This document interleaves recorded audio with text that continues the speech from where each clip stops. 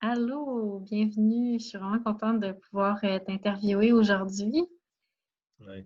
Donc, on se connaît pas super bien, mais on se connaît par les réseaux sociaux, puis un petit peu par amis d'amis. Puis je trouvais ça vraiment intéressant, qu'est-ce que tu fais, puis aussi pour honorer en fait tout ce qui est en train de se passer au niveau du mouvement pour la vie des Noirs qui compte. Parce qu'il y a Ouais. comme, il y a comme un genre de mouvement social, j'imagine que tu en as entendu parler là, par rapport à ça. Fait que Oui. l'important, c'est vraiment d'être pas seulement pas raciste, mais anti-raciste, puis de vraiment Ouais. s'intéresser aux injustices, puis à la culture des Noirs, puis pour vraiment Ouais. enlever en fait le racisme qui est caché profondément dans le subconscient de Ouais. beaucoup de gens. Donc, c'est pour ça que je voulais qu'on apprenne à se connaître, puis je voulais t'inviter sur mon groupe Facebook, puis sur ma chaîne Ouais. YouTube pour en savoir plus sur ta culture, tes valeurs, puis aussi, moi, je crois fondamentalement de ce que je connais de l'Afrique, que ça rejoint Ouais. beaucoup l'art de vivre ancien, primitif, des anciens taoïstes, puis des sages de la Chine ancienne. Fait que je voulais Ouais. simplement avoir ton avis là-dessus. Donc, peut-être si tu veux d'abord te présenter, nous raconter qui tu es, qu'est-ce que tu fais, qu'est-ce que tu fais dans la vie, là? OK. Merci beaucoup, Lydie, pour cette invitation.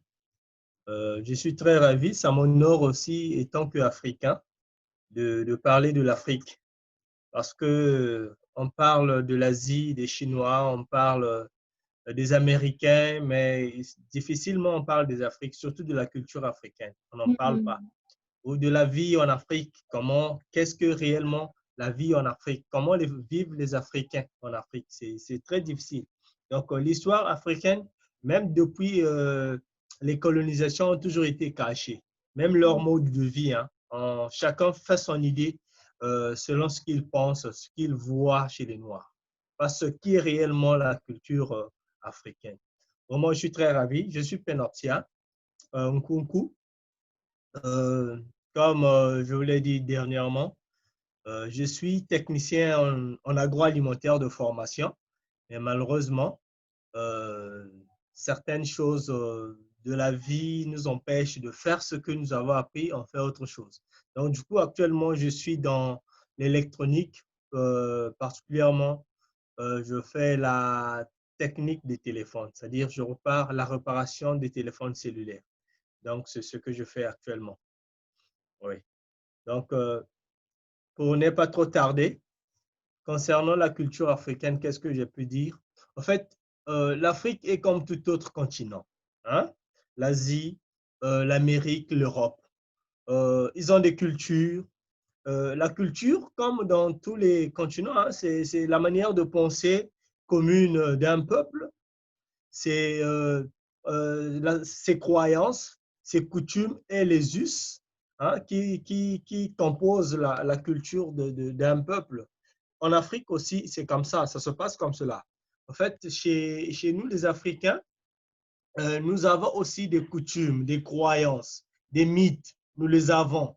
Mais la différence, c'est que en Afrique, la connaissance se transmet de bouche à oreille. C'est-à-dire, mon grand-père, mon père a hérité de son père et mon père aussi me le transmet de bouche à oreille. Ce n'est pas quelque chose d'écrit, mais on peut appeler ça une forme d'initiation, hein, une forme d'initiation où l'enfant, à chaque âge, selon la culture, les coutumes, on sait qu'est-ce qu'on doit apprendre à cet âge-là. C'est comme ça. Maintenant, quand ça s'apprend, ce ne sont pas des écrits, mais ce sont des choses que les anciens ont maîtrisées et qu'on vous transmet comme connaissance. Et Mhm. c'est ça qui va façonner ta vie. Ouais. C'est ça la culture en Afrique, normalement. J'aimerais savoir, dis-moi donc, qu'est-ce que dans ta culture à toi, que tu dirais qui est le Ouais, plus précieux dans ton héritage spirituel africain? ouais. Oui, très bonne question. Très bonne question. La culture africaine est souvent basée sur des croyances. Des croyances, la foi, disons, sur ce qu'on fait. Hein? On fait quelque chose, mais on a la foi, ce que nous faisons, ça aboutira à telle situation, par exemple. Euh, Chez nous ici, il y a des religions, mais la plupart des religions qui s'y trouvent en Afrique, ce sont des religions importées. Mais il y a aussi un minimum, des groupes, des petits groupes, qu'on peut appeler ça des groupes traditionnalistes, qui sont là pour promouvoir la culture africaine. Eux, ils sont typiquement africains. Ils vivent africains, ils mangent africains, ils pensent africains. Donc, vous allez constater en Afrique, parfois les mouvements racistes africains qui détestent d'autres peuples proviennent de ces souches-là, de ce genre de groupes. Maintenant, ils sont là pour promouvoir la spiritualité africaine. C'est quoi dans la spiritualité africaine ce que moi j'ai gardé, par exemple?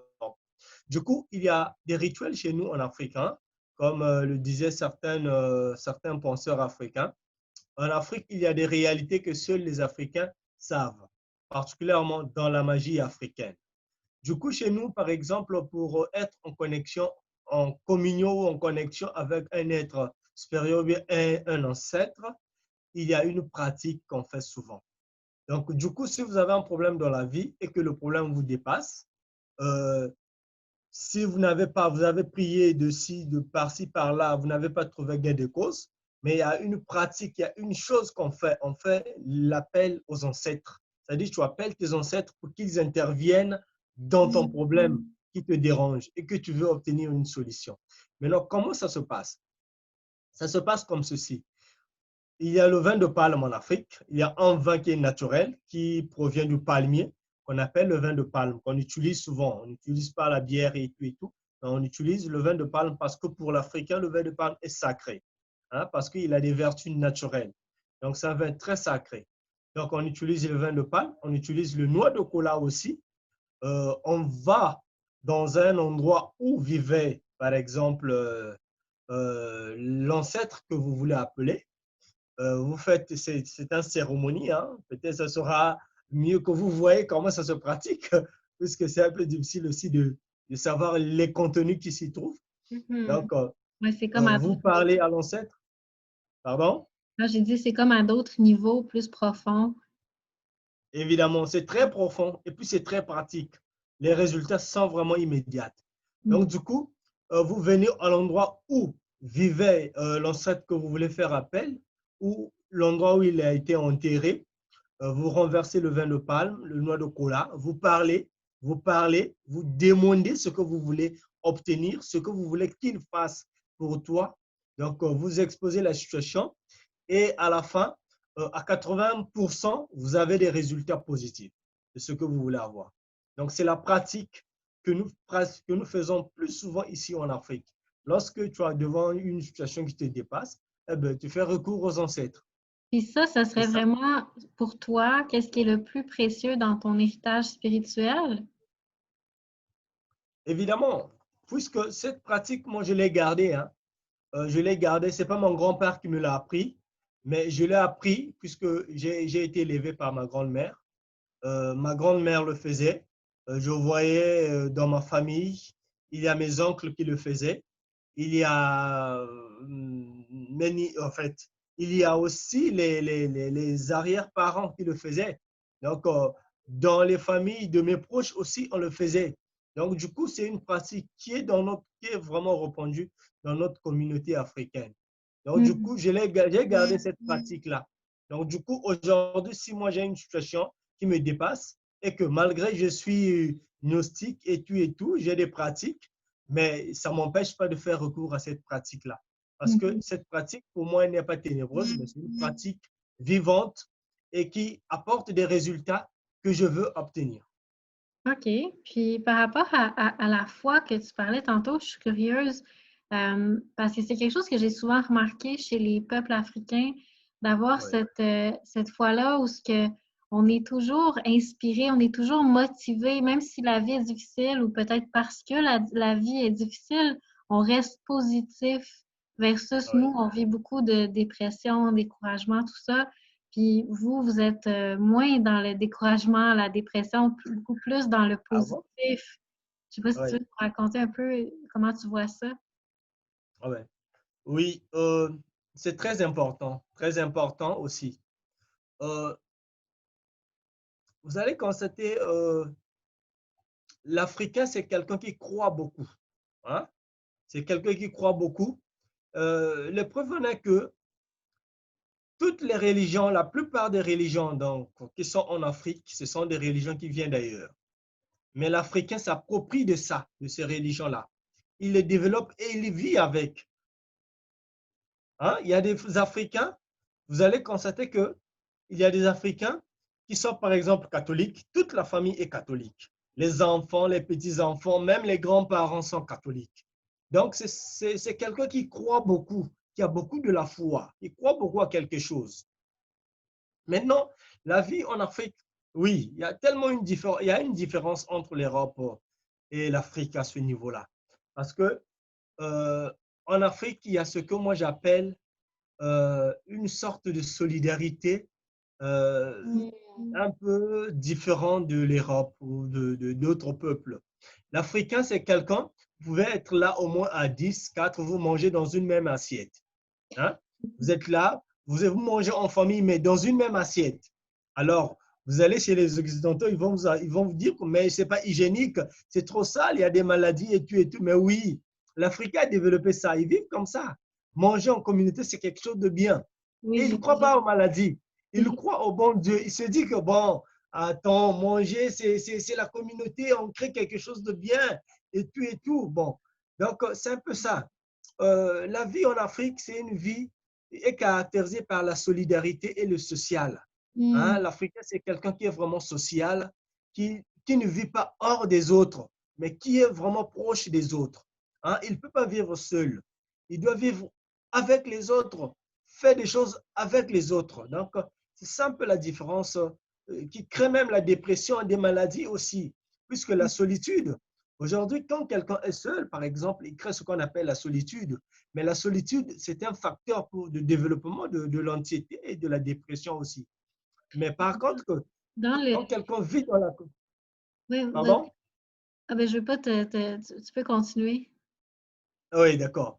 Donc, quand quelqu'un vit, par exemple, dans une communauté, mais il y a moins de risques que quelqu'un puisse souffrir de la dépression, par exemple. Donc, c'est un peu ça, la vie en Afrique OK. aussi. Oui.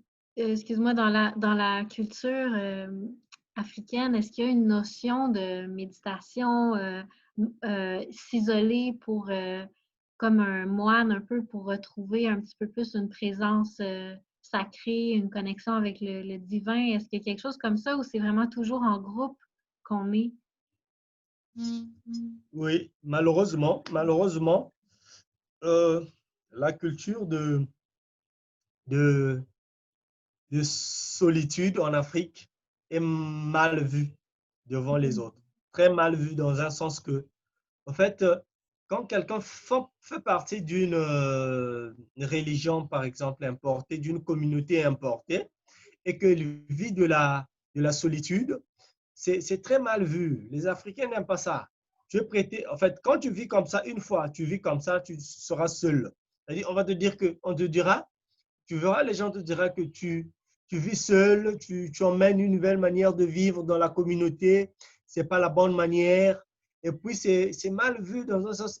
En fait, ce genre de vie, de méditation dans la solitude est caractérisé comme sous forme d'une vie mystique un peu diabolique. Hein, c'est diabolique, quoi. Les Africains diabolisent Ah oui, cette pourquoi? manière de vivre. Oui. Pourquoi? Oui, pour un Africain. Pardon? Pourquoi? Oui, mais pourquoi? Parce que c'est quelque chose d'étrange.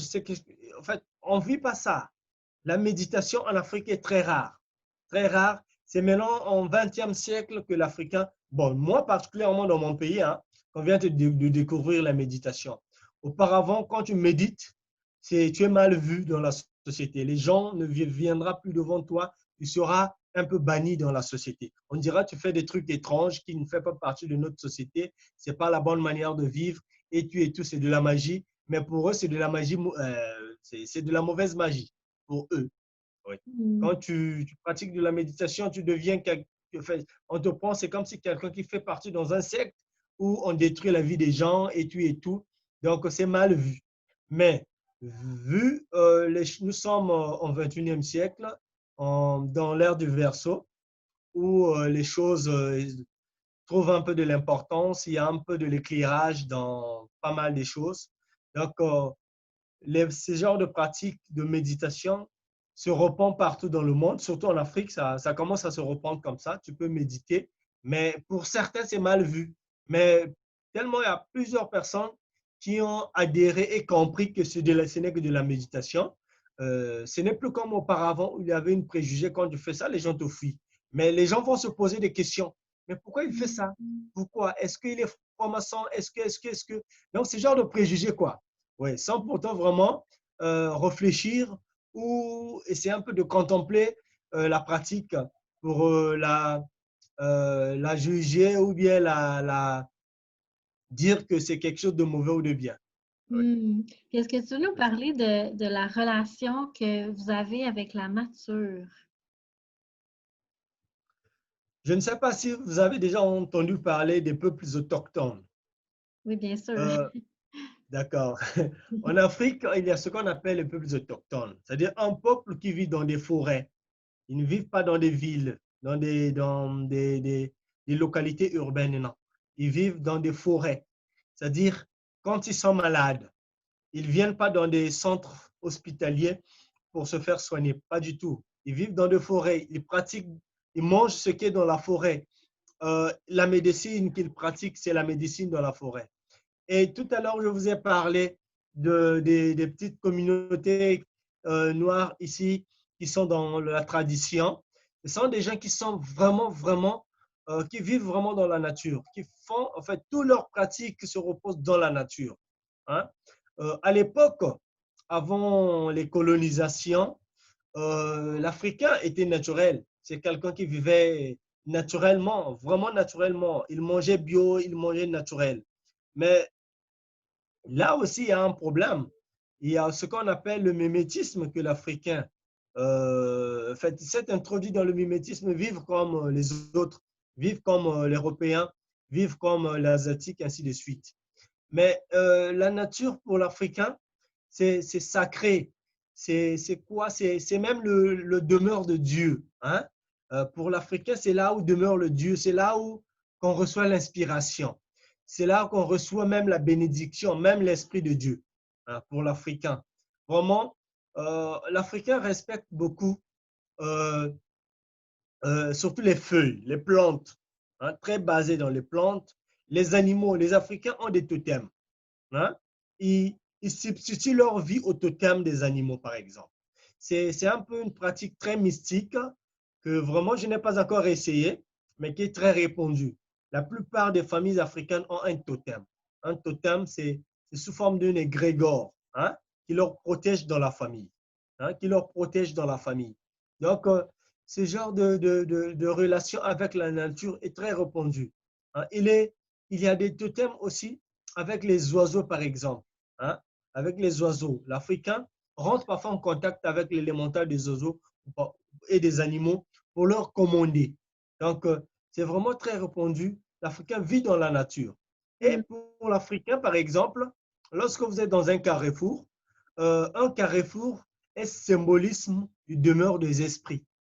Vous voyez? Donc, il respecte ces genres de coins, par exemple. Par exemple, les ravins. Les ravins est très sacré dans la spiritualité africaine. Le ravin, pour l'Africain, c'est qu'en fait, l'Africain se dit que dans des ravins, il y a des esprits qui y reposent. Donc, tu peux faire des pratiques spirituelles dans des ravins, par exemple. Hein? La forêt, de l'eau. Surtout les pratiques spirituelles en Afrique, ça se fait avec de l'eau. Hein? Dans des grandes rivières, dans des mers, par exemple, et dans des fleuves. Hein? Ça se pratique. Donc, ils utilisent les esprits des eaux, par exemple, des ravins, par exemple, pour traiter une situation. Oui. Mm. Donc, c'est un peu ça. Intéressant. Puis, dernière question, parce qu'on va manquer de temps après. Je voulais savoir, par rapport aux rêves puis au symbole des rêves, est-ce que vous avez une tradition? Comment vous connectez avec le symbolisme des rêves? Oui. Le rêve. Le rêve, c'est très important aussi. Hein? Mais sauf que d'après mon expérience sur la spiritualité africaine, j'ai compris le rêve est mal interprété en Afrique. Pour l'Africain, le rêve, c'est même Dieu lui-même qui vient te parler. Oui, Dieu parle à travers des rêves. C'est ça l'explication, je peux dire, pour l'Africain. C'est-à-dire, quand tu fais un rêve, le matin, tu te réveilles, tu dis, la manière dont tu as fait ton rêve là, le message là, c'est comme ça que ça va se passer. Pour l'Africain, ils ne savent pas que le rêve, parfois, peut être énigmatique. Parfois, ça peut être des symboles qui peuvent être déchiffrés, mais c'est quelque chose qui est comme ça, qui est direct. C'est une expérience réelle pour l'Africain. Donc, du coup, si moi, par exemple, je fais un rêve, j'ai rêvé un voisin qui est venu, par exemple, dans un mauvais sens, je dis, le voisin est venu m'ensorceler, est venu m'ensorceler, par exemple. Si, par exemple, j'ai rêvé un voisin, par exemple, qui me donne de l'argent, du coup, le matin, je me réveille, je suis tout gentil avec lui parce qu'il est venu me donner de l'argent. Mais je peux me dire que non, mais c'est énigmatique, parfois c'est symbolique et tout, mais il faut savoir ce qu'il y a derrière ce symbole. Non, c'est direct. C'est quelque chose de direct envers, c'est-à-dire c'est le divin qui t'inspire directement. Oui, c'est un peu ça, le mystère de rêve en Afrique. Intéressant, mais je trouve que ça rejoint beaucoup la culture chamanique qui est universelle, qu'on retrouve chez les Oui, peuples primitifs autant en Asie qu'en Amérique, qu'on retrouve oui. dans ce que tu racontes, là. Fait que merci de ton partage. Puis peut-être pour terminer, est-ce qu'il y a d'autres choses que tu aurais aimé partager sur ta culture, tes valeurs particulièrement? Bien sûr, bien sûr. En fait, les gens doivent comprendre que l'Africain est comme tout autre peuple, a des valeurs. L'Africain a des valeurs aussi. Et pas pour, pas pour dénigrer les autres, pour dénigrer, pardon, les cultures des autres, mais l'Africain, c'est quelque chose, c'est une personne qui a du cœur, hein, qui aime, qui, en fait, par exemple, sur les questions de l'autre là de racisme, vraiment, c'est quelque chose qui n'est pas d'actualité en Afrique. L'Africain ne connaît pas le racisme. Hein? Mais curieux, c'est lui qui subit plus de racisme dans le monde aussi. Hein? Mais et pourtant, c'est quelqu'un qui est solidaire, qui compatit. Hein? C'est quelqu'un qui a beaucoup d'amour aussi, d'affection. Malheureusement, cet amour se matérialise envers les étrangers, mais pas envers l'Africain lui-même. C'est ce qui est déplorable. Mais les gens doivent considérer l'Africain comme comme des êtres humains, hein, créés par Dieu, hein, qui sont identiques à, à toutes les races. À toutes les races. Donc, il y a des valeurs en Afrique aussi. Maintenant, s'il faut connaître l'Africain, il faut connaître l'Afrique, mais il faut venir en Afrique, puisqu'on ne peut pas être en Europe ou par exemple en Amérique ou en Asie, tout en essayant un peu de connaître l'Africain. Non, c'est en Afrique qu'on peut connaître l'Afrique. Dernièrement, je partageais avec un frère sur les questions africaines. Mais c'est quoi finalement la culture africaine? Oui, il y a un sage africain qui était là qui dit non, attends, mais l'Afrique, c'est tout un mystère. L'Africain aussi, c'est un mystère. Maintenant, pour découvrir les mystères africains, il faudra se rendre en Afrique. Il faudra vivre avec les Africains, apprendre avec les Africains et se faire une idée. Donc, il y a beaucoup de valeurs en Afrique, qu'on ne vous trompe pas. Surtout, c'est la politique. Hein, la politique qui essaie un peu de changer le visage des choses. Mais l'Africain a beaucoup de valeurs et en Afrique, il y a beaucoup de valeurs. Il y a beaucoup de choses très extraordinaires en Afrique aussi. Vraiment, c'est ce que je voulais partager. Merci. Merci. C'est vraiment apprécié d'avoir eu ton point de vue pour pouvoir donner un autre regard sur l'Afrique. Fait que merci beaucoup de ta présence. Puis, ben, si les gens veulent te contacter, je vais te taguer sur ma page Facebook. Puis, je vais mettre ton contact pour YouTube, pour ceux qui vont l'écouter sur YouTube. Donc, je ne sais pas si tu veux dire où est-ce qu'on peut te contacter actuellement si on souhaite avoir une discussion avec toi. Bon, actuellement, je suis disponible sur Facebook et sur WhatsApp. OK, Euh, c'est les deux liens que je peux donner parfait. Bien, pour on va les entre. mettre en lien en bas du vidéo. Donc, merci beaucoup. Merci.